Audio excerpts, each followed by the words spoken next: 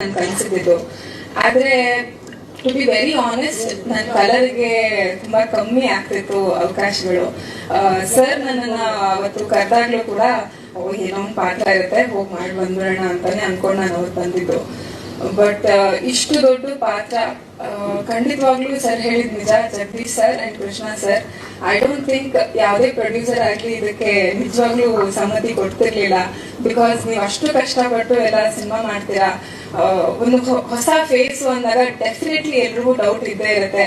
But ನಂಬಿದಕ್ಕೆ ನನ್ನ ತಂದೆ ತಾಯಿ ಕಡೆಯಿಂದ ಹಾಗೂ ನನ್ನ ಕಡೆಯಿಂದ ತುಂಬಾ ತುಂಬಾ ತುಂಬಾ thank you sir. And response ಅಂತ ಬಂದಾಗ ಎಲ್ಲ ಮಲ್ಟಿಪ್ಲೆಕ್ಸ್ಗೂ ಸರ್ ಹೋಗಿ ಅಂತ ಹೇಳಿದ್ರು.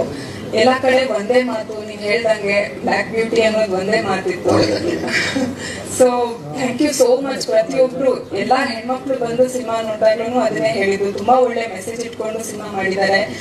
ವಿಜಯ್ ಸರ್ಗೆ ಇನ್ನೂ ಈ ತರದೇ ಸಿನಿಮಾಗಳು ಮಾಡಿ ಆಮೇಲೆ